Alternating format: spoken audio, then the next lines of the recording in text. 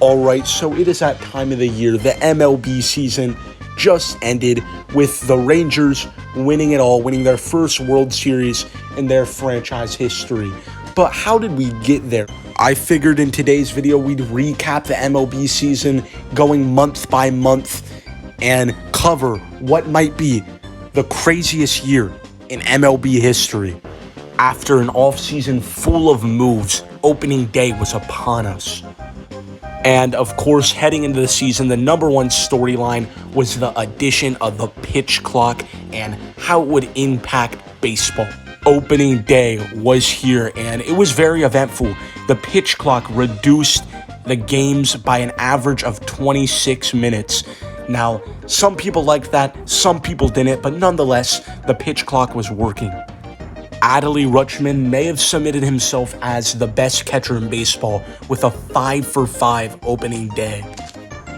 And, of course, Aaron Judge hit the first home run of opening day and of the entire season. Also, Hunter Green threw a fastball that registered at 105.2 miles per hour. That is wild. But that's enough with opening day. Let's dive into the month of April. The month of April was a month full of acclimating to a new season. Off-season acquisitions like Trey Turner, Jacob deGrom, and Jose Abreu were getting used to their new homes. Rookie potential phenoms like Gunnar Henderson and Corbin Carroll were getting used to playing major league level baseball. There were some crazy things that happened this month. It was kind of a weird month, but overall, it was a month of adjusting to new rules and a new season. Here we are into the month of May, and one of the first big highlights of the month is Justin Verlander making his Mets debut as he returns to his old home in Detroit. The most controversial story of the month was this little Aaron Judge situation where he was allegedly cheating. Just take a look at this. 3 pitches ago. Watch what he's looking at. Yeah. What is that? Where's he looking? Where is he looking? And he did it more than once. Yeah. It's really unusual. But you and I both looked at each other when we saw that. Like, did you see what I saw? And you don't want to go, throwing allegations around without knowing, but no. And you know what? I have had guys look back. And he pummeled it. He hit it a country mile for his second home run of the night. Third time this season that Aaron Judge has hit 2 homers in a game, and once again, he's looking at something, and then the next move is that powerful swing, and he blasts one. What was he looking at? Like, what just happened there? But, I mean, it was one of those situations where nobody really had a definitive answer. So eventually everyone kind of forgot about this. But I remember seeing this. I was like, what was he looking at? Like, what happened? And if Judge didn't go yard on this, I don't really think anyone would be talking about it. We had some milestones, too. We had Craig Kimbrell reaching 400 saves, Castillo getting his 1,000th strikeout. But overall, May was a good month. On June 6th, the Cincinnati Reds called up Elly De La Cruz. De La Cruz, 21 years, 146 days old, the youngest man to play for the Reds since Jay Bruce 15 years ago in 2008. And it has been a He quickly burst onto the scene, becoming a star amongst other young Cincinnati Reds talent like Matt McLain and Andrew Abbott. Anticipation to see what... Oh, goodness! That ball had a family! Can we just talk about how good of a call that was, too? I mean, John Sadak is so underrated as an announcer. But as much as I would like to talk about Elly De La Cruz as a Reds fan, we got to move on and talk about some more June events. Midway through June, we kind of knew who was part of that upper threshold, that S-tier level of teams. I mean, we had like the Braves, the Astros, and a lot of surprising teams like the Rangers and Diamondbacks, who will play a severe role as the video goes on. you start to kind of figure out who are contenders, who are pretenders, and who are just kind of mid. On June 13th, Oakland Athletics fans took a stand. Oakland A's fans showed up to this game to protest the move to Las Vegas and just in general protest against this ownership.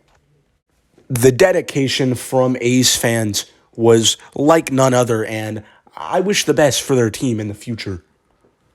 These fans, I mean, you got to respect them because they do not deserve this. We also got to talk about Luis Ariz. This man, late into the month of June, was casually batting .400. This season just gets more and more unprecedented. You love to see it, but nonetheless, June was a very eventful month. Now let's move on to July. Here we are going into the month of July. Let's just jump into it with Correa's 1,000th career hit.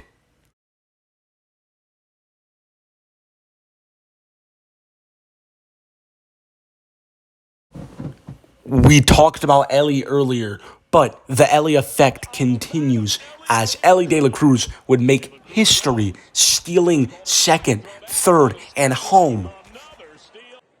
He takes off again. Pitch down and in. Fade throw. There's no chance. 2 steals. De La Cruz had already looked a couple of times at Brian Anderson, knowing that if he got a jump, He's going home. The throw. He stole. Absolutely electrifying. We had Vladdy winning the home run derby and a very interesting home run derby.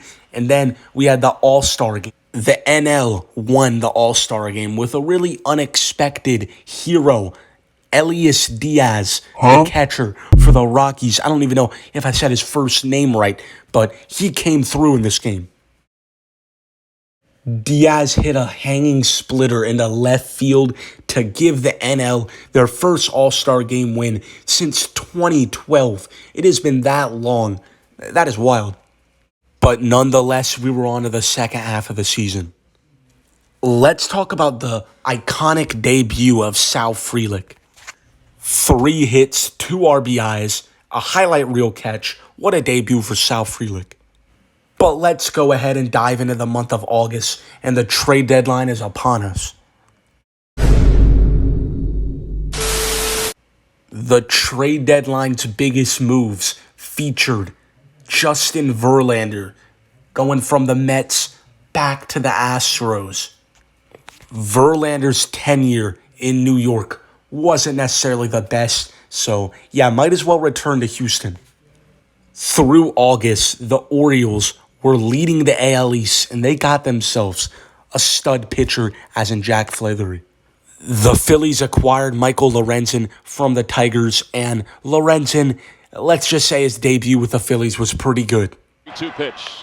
Swung on, popped up, shallow center field. Rojas sprinting in, he's under it. He has space, makes the catch, and Michael Lorenzen has thrown the 14th no-hitter in Philadelphia Phillies history.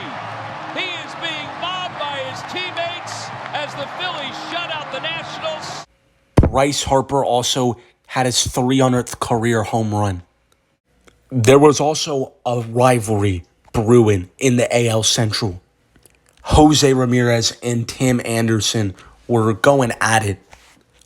I can't really show much of it because every video with like the actual fight, YouTube is like taken down. So yeah, I'm just gonna assume you like know what happened. But yeah, another eventful month. Various clubs clawing back into the playoff race. Crazy plays, and the atmosphere around this month, you know, it begins to feel like the home stretch is ahead. The month of September, the conclusion of the regular season, we saw a lot of crazy things. Ronald Acuna Jr. accomplished a very hard feat by hitting 40 home runs and stealing 70 bases. A 40-70 season. Teams were chasing playoff spots. The collapse of the Cubs, the Mariners, the Reds, Teams that very well could have made the playoffs, but they didn't. They went through tough stretches in September. When it matters the most, teams like the Diamondbacks clutched it up to just make it into the playoffs.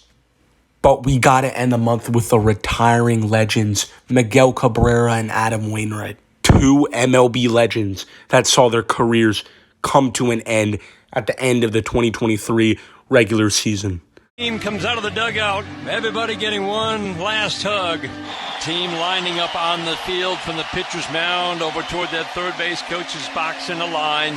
Final hug for his wife. Now he walks out, raises his arms, touches his heart with his hat.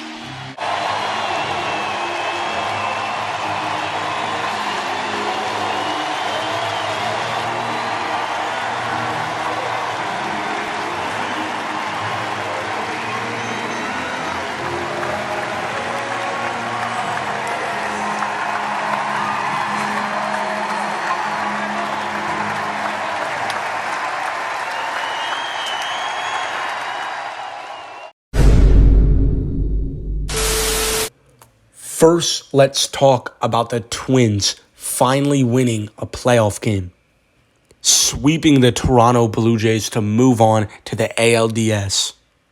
Only a brick wall could stop the Twins. Its name was the Astros. The Diamondbacks fought through the Brewers and then ambushed Kershaw and the Dodgers. But this Braves-Phillies series was iconic. You had Michael Harris turning that double play to end it, and then you had Bryce Harper staring down Orlando Arcia, with the Phillies inevitably winning the series, and then hitting an absolute wall against the Diamondbacks in the NLCS. The Rangers took home the W in the Battle of Texas. This series was a good series too. If you would have told me at the beginning of the year the World Series would be the Rangers and the Diamondbacks, I would have called you an idiot, but here we are. Game 1 was historically good. The Rangers were down 5-3 in the ninth, and Corey Clutch, like Big Papi said, why would you give a cookie to the Cookie Monster?